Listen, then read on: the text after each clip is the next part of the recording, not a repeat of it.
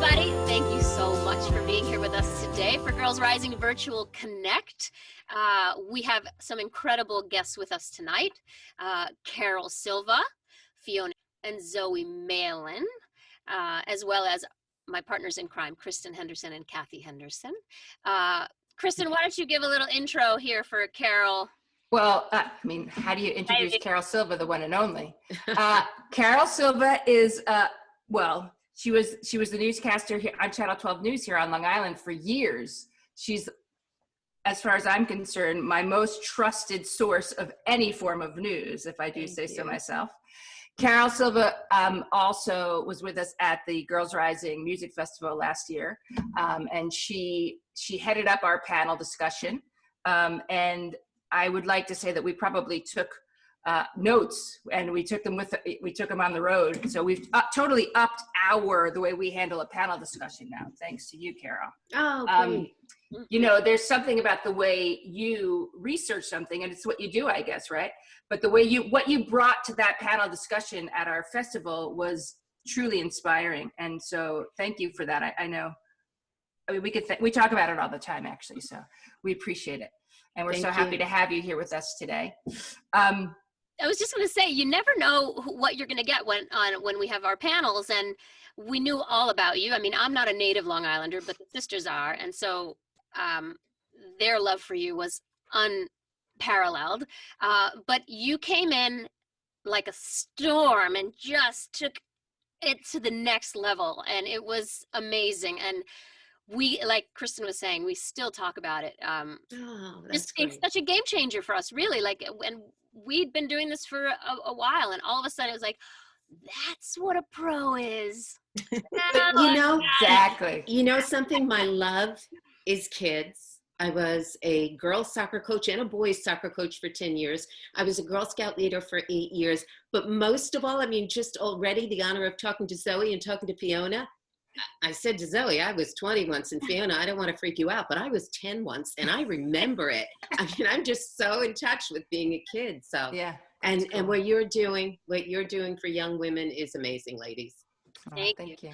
Actually, let's use this moment for Zoe and Fiona. Zoe, why don't you start?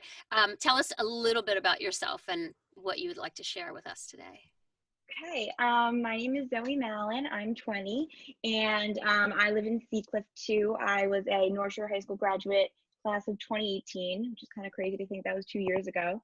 I'm a journalism major at Northwestern University, and I've covered a bunch of different stories on Long Island. I interned for the Long Island Herald and Newsday, and I'm going to be interning for NBC News this summer.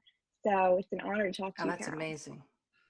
Yeah. Good for you. Powerhouse. I remember someone set up an interview with us for the Long Island Herald, and as we do from time to time, and all of a sudden Zoe came, and Zoe was the journalist and the photographer, and it was one of the best stories ever delivered. It was thoughtful. It was informative.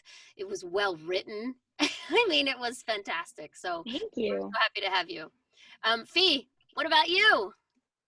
At school, I am part of the Seacliff News newspaper club, and I mostly work in putting the newspaper together and taking all the work that people do and putting it on the website that we have. And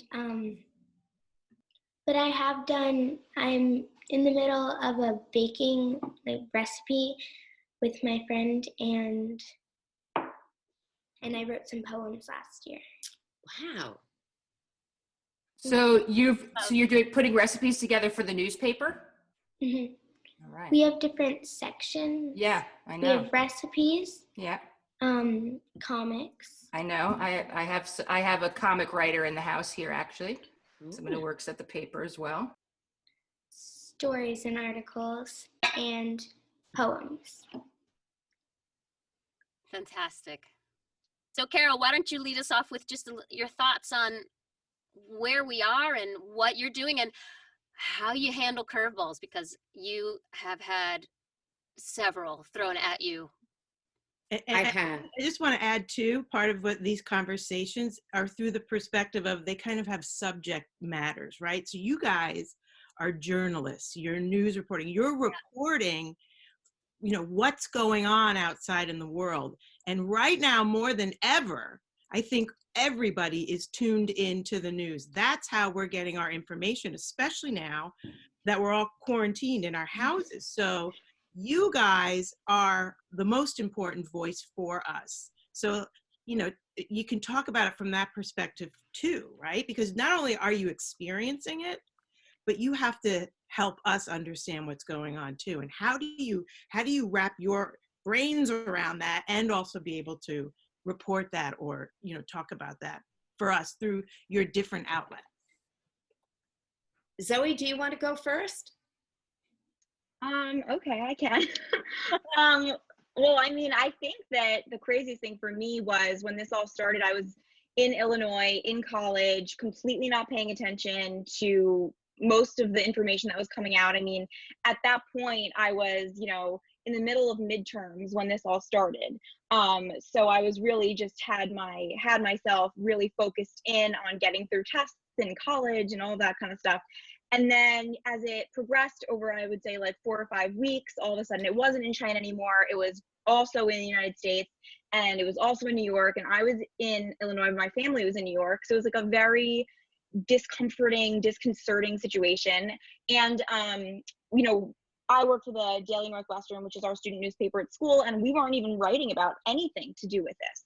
And then all of a sudden, it was the day before my first final, and I get an email from my newspaper editor, and she basically says, school is going to shut down. We are going to have to move out, and you need to write this article right now. And then, but it was like, I don't know even how to react, because I have to write this article, and I also have to pack my belongings, and I also have to book a flight, and I have to call my parents. It was just a crazy series of emotions. And I think that college newspapers across the country felt that. And, you know, fast forwarding to now, we're all covering this across the world. I have friends that, you know, work in the newspaper with me that live in Turkey and Japan and Australia, and we're all writing about this from our respective homes, but we're all trying to relate it back to Northwestern, because that's what our paper is about. So it's been a whirlwind, I would say. And, you know, every day we're writing something different. We're trying to do audio and video reporting as well. Photo obviously is, I would say, the most challenging right now, but yeah, it's all hands on deck in the newsroom. Wow. Fiona, before I go, I think you should go as a young budding journalist who's apparently pretty darn good. And I hope you don't mind me, Nini, asking them to go first. Please take the load right off, sister.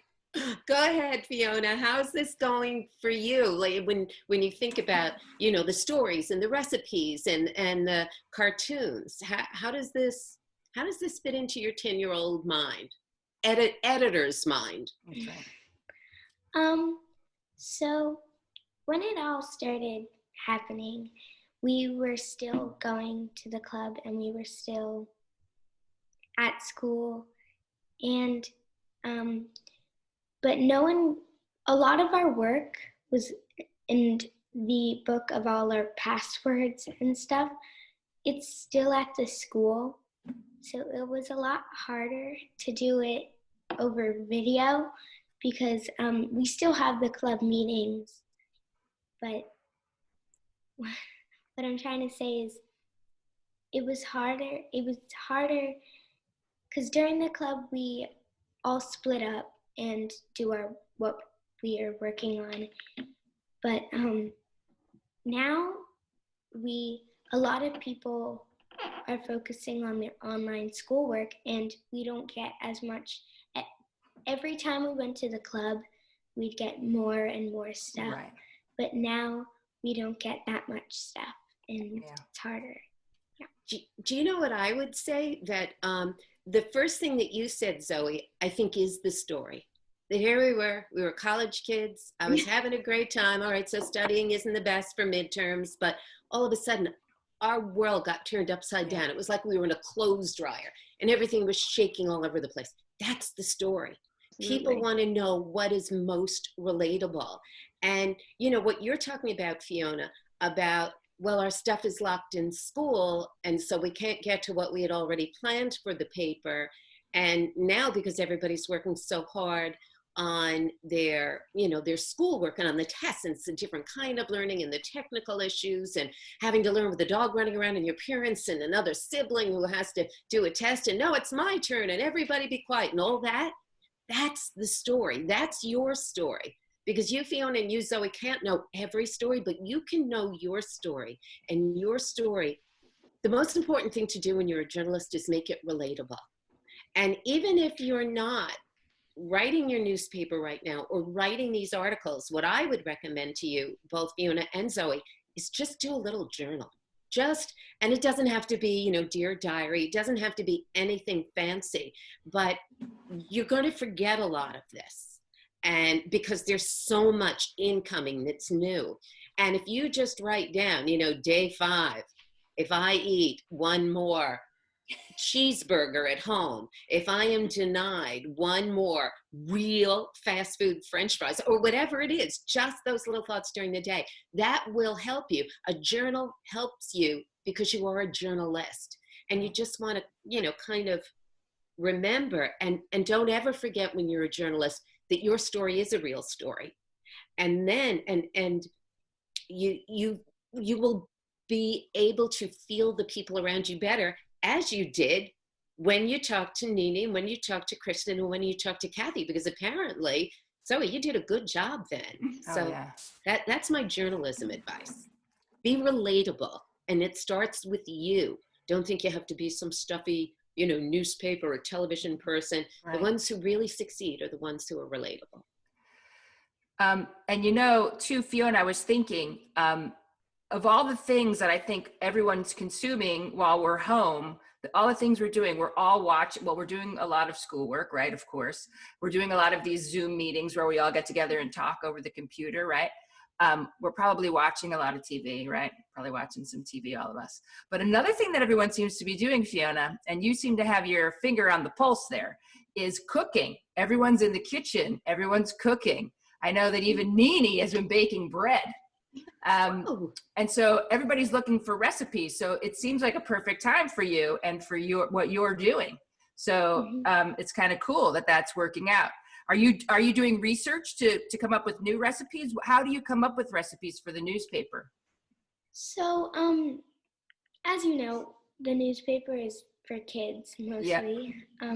So a lot of the recipes are very hard to understand that we are looking at.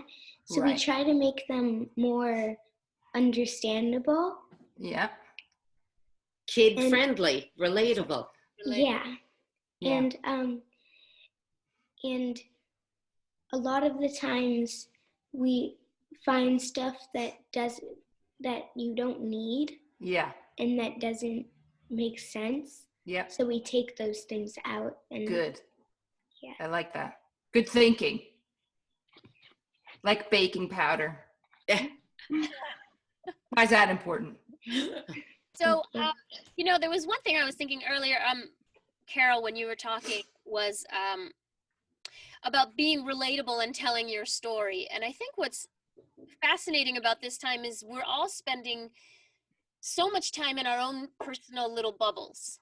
Right. So while we're connected via socials and television and those things, we are all being we're being forced to look inward into our own unit, and every household, everybody's situation is so different, but it's easy to lose sight of that and just stay in your own little bubble. I know sometimes when we go for walks, just seeing other people can be shocking, can be jarring, and because you're just so in here.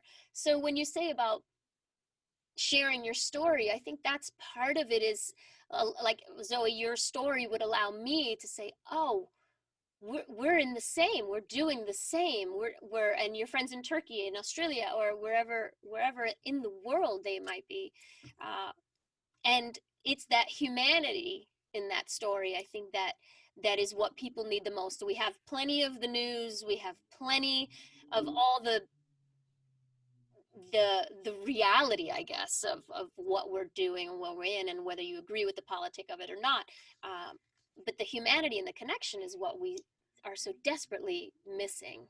I think that that's really the bottom line. That's the conclusion, that this time is reminding us, proving to us in a way that, you know, when you live in such a fast-paced world, if you walk through an airport very, very, very quickly, you miss everything happening around. You don't see the, you know, person who's cleaning the bathrooms and the woman who's chasing the baby and the guy whose suitcase that just broke and somebody waiting in line forever for a cup of coffee. You don't see it. You just don't see it.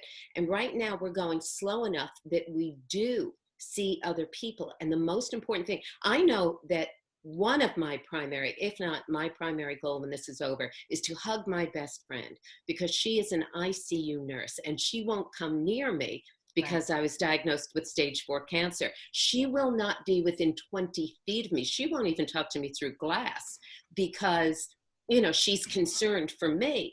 And the thing that one of the things that I think we're all learning through this is how much we really need to be connected. And that's the beauty of journalism. You get to focus on what's really a story and tell a story. Nini, you asked me in the beginning, how am I dealing with this? And I'm dealing with this the way that I've dealt with other things in my life. It stinks. It's awful. It's horrible. It's not what I wanted. And frankly, I hate it. However, I choose not to be miserable. Is this inconvenient? You bet it is. My daughter was supposed to get married a week and a half ago, April 18th, on the Saturday. And her wedding had to be postponed. It was just, it was terrible. I decided, so she was supposed to be up, she lives in Maryland. The wedding party was supposed to be up Thursday and Friday. We were supposed to have the rehearsal dinner Friday night. I was going to be dishing out French toast to a house full of bridesmaids on Saturday morning, like, you know, like a card dealer does.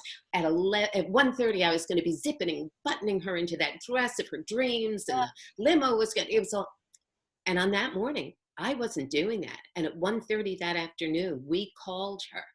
And she, who had been in very good spirits up until then, couldn't get on the phone. And her fiance picked up the phone. And I said to him, is Connor all right? Connor's her name, strong woman name from the time she was a baby. I said, is Connor all right? And all of a sudden I heard her sobbing in the background. And I said to her, it's okay. This is a loss. This is mourning. This is a state of mourning. We're all mourning things. The loss of friends, the loss of prom, perhaps the loss of graduation. We're all losing something, but we can choose whether to be miserable in that or whether we decide not to be miserable of it. That's the big question. How are you going to deal with this? So what I had done for her in the 2 or 3 days leading up to it was I reached out to the groom's family, his parents and his sister, their best friend, who is like family to them, our family, our sons, my husband, myself, my brothers and their wives, and then the entire bridal party, plus the 2 priests who were supposed to marry them. And I had everybody send me videos of just great advice for a good relationship. And they were everything from funny to serious to comedy. John Mulvaney or Mulaney was, you know, a philosopher quoted in some of it. And we put it together and we sent it to them after we talked to them at 1:30. And she called me 20 minutes later and she said, I can't believe that changed everything. It just changed everything. It was one small thing. I couldn't give her her wedding day that she wanted. It's postponed till next year, in fact. I couldn't do that. But everybody was willing, in the midst of this shifting life that we've gone, everybody was willing to make a video, do it a certain way, get it to me. A friend of mine helped me edit it, and it changed their lives. And I think that connecting, thinking how we can connect to other people, that is a huge lesson for us and a reminder to us in all of this, the value of that. It changed her day. She's a first grade teacher. She has so much to give out and to learn every day with this online teaching. It just really put her back together because of these small kindnesses of other people. And I did another interview a week ago for somebody, and they were it was actually a talk about an act of kindness. And I said, after I was diagnosed with stage 4 cancer, people did incredible things for me. They sent food, all kinds of gift cards. People were making rosaries by hand and sending them to me. I had more flowers and plants in this house. It looked like a funeral home. But there's one thing that I remember. All of a sudden, one day, a little shopping bag ended up on our front porch. And I live in an old house, like those Sea Cliff houses. I live in one of those old houses and it creaks. We didn't hear anybody. Turns out it was a card and a medal with St. Mary on it, the miraculous medal. And it was left there by a Rockville Center village police sergeant, big guy. His name is Sergeant Randy Dodd. And he left it on there because he said 10 years earlier, when I had stage 4 cancer, this is what somebody left for me. And I'm convinced that it helped to save my life. And now I'm leaving it for you. And when you're over it, you're going to leave it for somebody else. And I called him the day that I was doing the talk to say, you have to tell me, why didn't you even knock on the door? He said, I don't like credit, but I will talk about being strong. And I will talk about recovery. And I said to him, well, how are you doing these days? And what are you doing, when you're not policing? He said, I go back to my old neighborhood. This is only a week ago. I go back to my old neighborhood. And I see the older people who live there and I say to them, hey, what do you need? And they need milk and they need bread and they need toilet paper. And he said, I go and I get it and I bring it and I leave it on their porches for them. And it's those little things. That's what this time is. It's a chance for us, by writing our stories and by just trying to think of the small human kindnesses we can do. Make a list of people. Don't just say, I'll do it. Make a list. Paper is so important right now because this is overwhelming and confusing. Make a list of the people you'd like to reach out to and make those phone calls, those little things that we do. That makes all the difference. And then we have the opportunity to take those lessons and bring them forward, whether you're 10 or 20 or 30 plus, like the rest of us. That's so important, because I was just going to say, yes, the name of the game here is connection, right? We've lost that physically, but in a strange way, through virtual connecting, I'm connecting personally with more people. Yeah. College friends, we have musician friends that we're doing Zooms with. So it's that connection that is so vital. So vital, because what we're going through right now is, quite frankly, traumatizing. And it's traumatized everybody. It has thrown life completely upside down, to the point where I actually went out. I go out once a week. I make my once a week, I head to the grocery store, suited up, staying away from people. Looking like a bank robber. Going it, right. I do. Suddenly that's acceptable. I get in the car and I'm like, I feel funny in this car. I forgot how to drive. Like, you feel so disoriented. So that also, those feelings are real. Those feelings are hard sometimes, and I think we all are experiencing moments of, I will be honest, that I'm like, I'm going to lose it. Like, what's happening? But always keeping yourself positive, right? Always saying that there is a positive silver lining to all of this on the other side, and trying to recognize those things in the moment, in the now, in this situation. And it's all about connecting, and it's all about helping each other. And what do people need? Even if they just need to talk, so it's just all about that right now. And it's an incredibly crazy time. I mean, we've gone through some crazy times, right? 9/11, Sandy, those were some big earth-shattering moments for us, at least here in New York. But this feels like it's levels above that. If I may, Cathy, what you said is so true.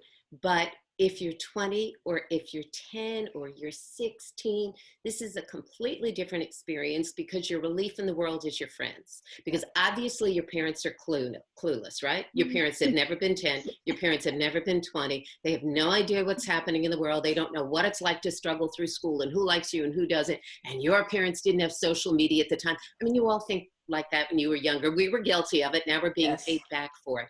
But I think that for younger people, and this is for girls who are rising, I think that you have an opportunity now to learn a kind of communication that will suit you so well for the rest of your life. And that is, first of all, to get to know what's in here, in your mind and in your heart, and then find a way to get it to come out. And a great place to practice that is with your family. And everybody might be a little cranky. Everybody might, be tense. But you girls can do this a little bit at a time.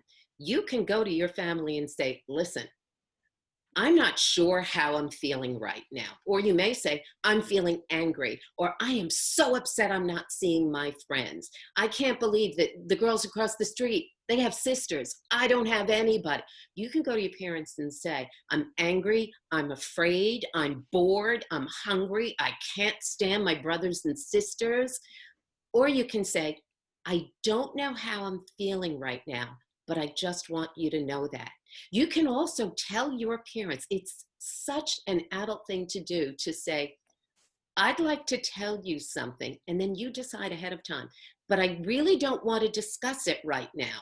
Or you can say, I would like your advice on this. As a parent, I honor that. When my kids come, who are now in their 20s, but when my children come and say, listen, I've got something to say, but I don't even want to discuss it. And then they can tell me about the most horrible thing that their friend did, whatever, and they walk away without me going, well, okay, but did you consider?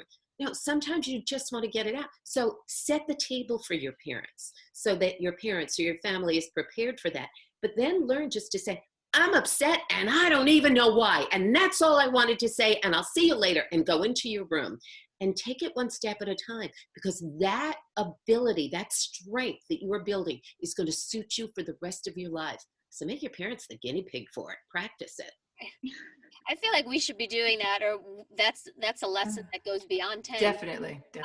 Because especially during this time when, like you said, I'm angry and I'm not even sure why, because I haven't traced it all back together yet. I haven't figured out how everything is connecting in my day, in the week, in the month, the anxiety of what's happening, the anxiety of what's coming. So I actually wanted to pivot for 1 second though and hit up Fiona on this same topic. Fee, what are your thoughts on how everything has changed for you?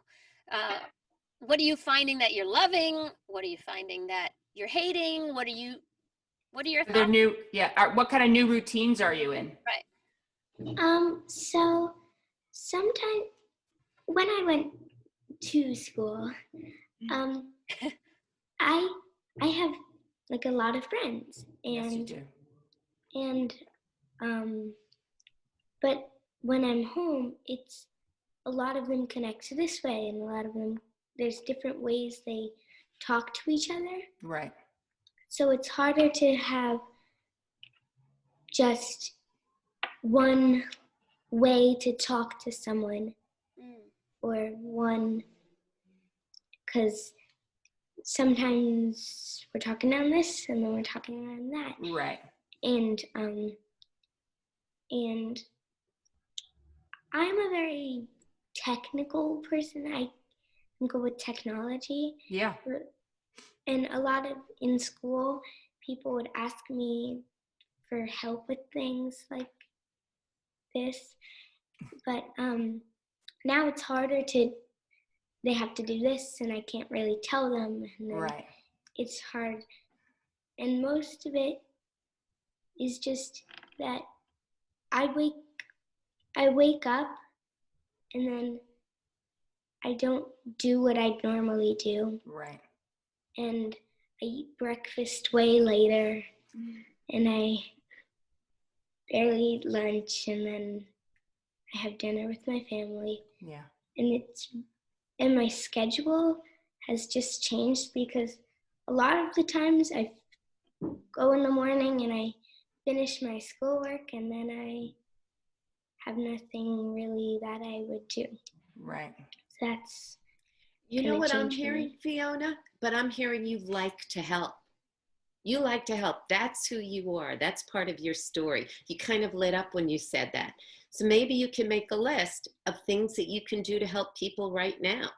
Maybe there is a way you can just bring up the newspaper if it's delivered on your street to some of the older people who are afraid to walk out of their house to get it, or find out if they need something. And maybe there's a way that you and your family can help provide, you know, for somebody, some older person in your family, or even just to go outside and talk to them if, you know, they're standing up by their door. You like to help. So see how much energy you can put into that part of you. I'll tell you what, my mom, she could use a video on how to Zoom, because she's trying to Zoom with my boys, and every time something goes wrong, every time there's a glitch, every time it just isn't working, or she can't get what she can't share her screen. So I mean, if you did a how-to video on how to Zoom with your grandkids for the older folks, I bet you would be in everybody's feed. Viral. Exactly. Yeah. Viral. Exactly. 10-year-old technical Fiona, viral. Yes, ask Exactly. I'll Fiona. tell you what else could be fun is if you shared every day a different recipe for all of us, because we're at home and we need to cook stuff. That's right. That could be fun too if we saw a daily recipe that we could try to cook. I like it. I do too. You know, I'm curious actually, and this is a question for Carol.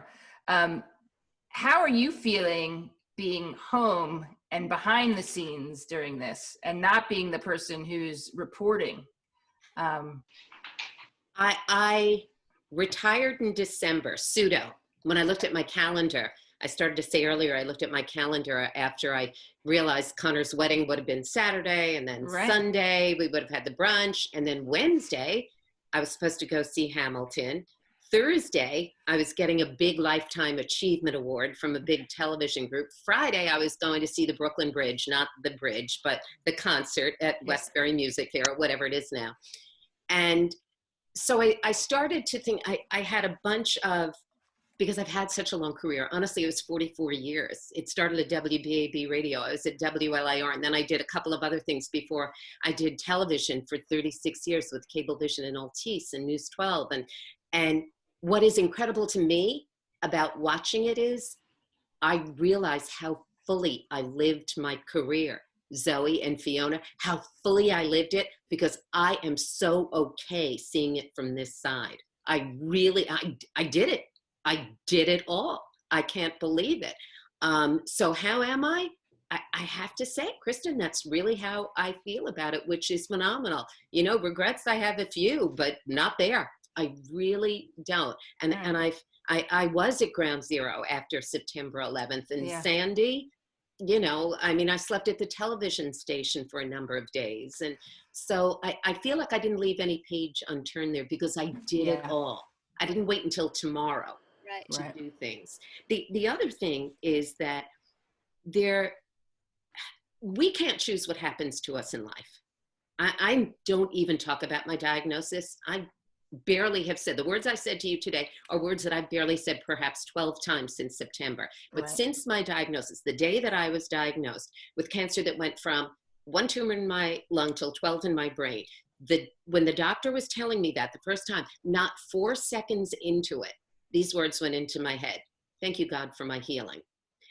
And that was the moment, and it was 4 seconds. That was it. As the words were coming out of her mouth, those were the words that were coming out of my mouth. And that is a result of living fully and living hard, living not, I'll do it tomorrow. Oh, I'll let that accumulate over there. I don't have regrets. And the physician's assistant asked me the next time I saw her, "How did you say that to us that day? We were giving you the worst possible news in the world." And I said, "I choose happy. I choose not to be miserable. That is a conscious choice I make, because I know how miserable it feels to be miserable. And as soon as I start to go down that road, listen, I woke up this morning and I had this shadow and taste of loneliness in my mind.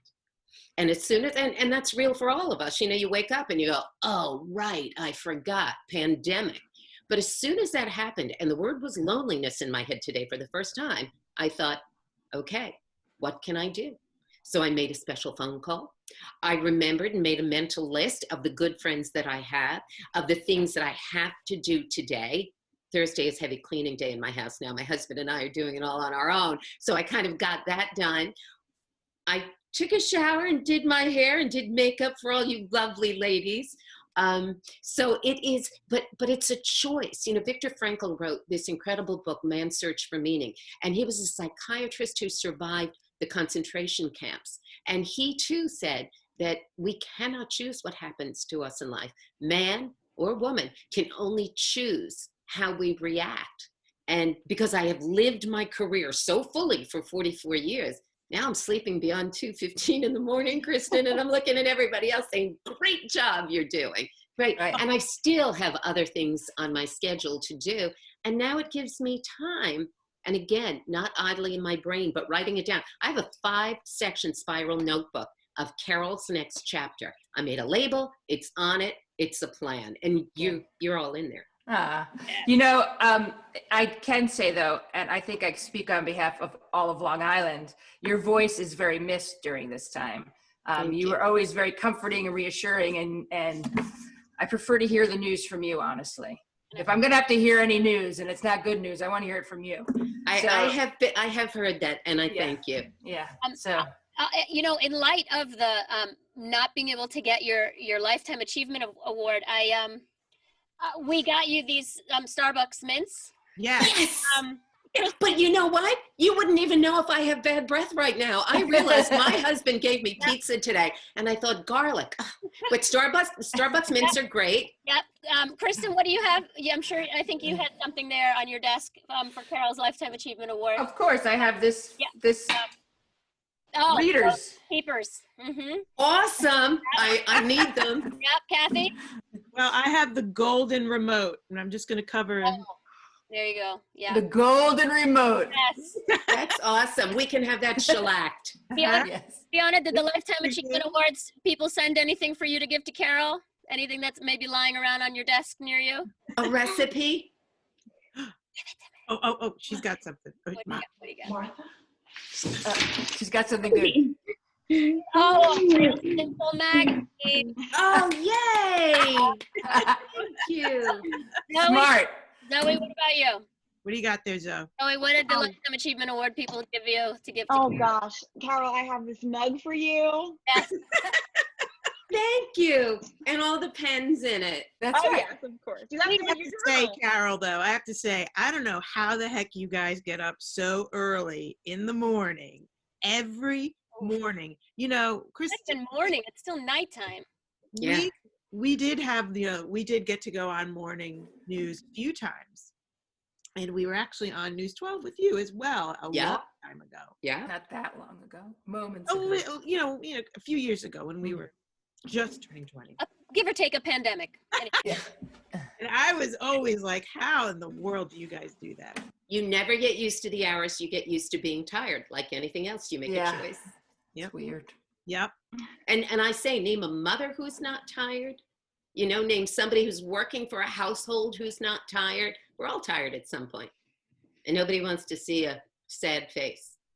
No. Yeah, no. True. You never have a sad face. Zoe, I feel like we've been monopolizing the conversation, and you are our budding, one of our budding journalists. Is there anything that you wanted to ask Carol or share that, you know, we're kind of barreling towards the finish line here, and I just want to make sure that your voice is heard and represented, and you have no regrets of the virtual connect. No, I was just going to say what Carol was saying about just choosing the positive side of things, I think is such an important thing for college students to understand right now, because, you know, we either have had, you know, we're either home right now taking online classes for the rest of the semester. There's already talks about us not going back in September.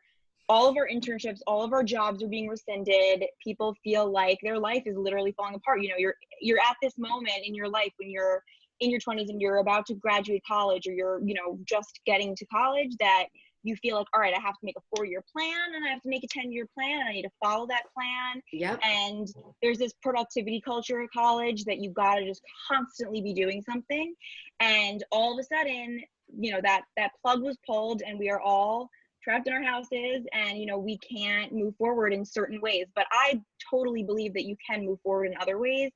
And, you know, I'm lucky enough that, you know, my school is obviously still online and I can do my internship online this summer, but some of my friends are not in that advantageous position. But like you said, like writing a book, write your own memoir, keep a journal, like start your own podcast. Like there's so many things that you can do to keep your life, keep that ball rolling. And I think just feeling that dread is so important because like you said, that grieving process. But once you get over that hump, I think, you know, just the sky's the limit, really. I'm going to try and make this story real quick.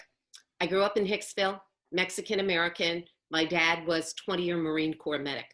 He got out of the service. We're 3 kids born in 3 years. I got into Fairfield University in Connecticut the first year they took women. My parents said, congratulations. Of course, we don't have that money. You're going to Nassau Community like your older brother, a brother 11 months older than I. So I went to Nassau Community. At the end of that, I got accepted to University of Dayton in Ohio. I went out there. There was a big mix up with my registration. They didn't take all my credits. Turned out to be their mistake, not mine. Anyway, I ended up coming back to Long Island 11 days after I drove out to Ohio.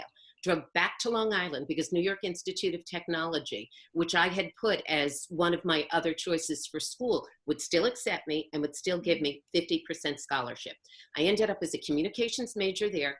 I had to take a required Radio 101 production course. My final was a 15-minute radio show. You had to engineer the board, show that you knew the laws, and write and deliver a 5-minute newscast.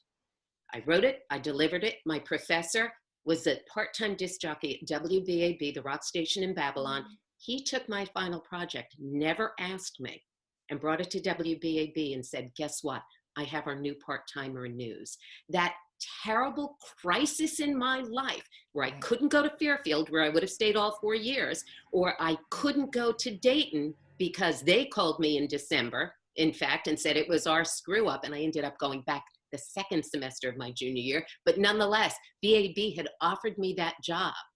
And so I ended up going away the second semester, junior year, and then coming back and saying to BAB, if you still have that job, can I have it? And hence a 44-year career built out of disaster. And I have hanging in my office to this day my first rejection letter from Cablevision because I fooled them and I worked for them for 36 of my 44 years. So you can make of this what you will. You just keep going forward. Yeah. Absolutely.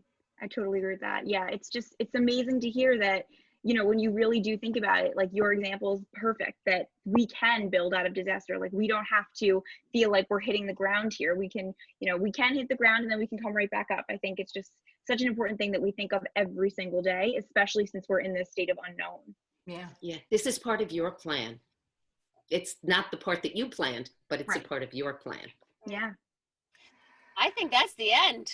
I mean, I feel like thanks. Oh, I want to thank Carol and Zoe and Fiona for letting us be on your show tonight. Thank you guys. I'm sorry. It's so good. This was a good one. This was a You three have a great show going here.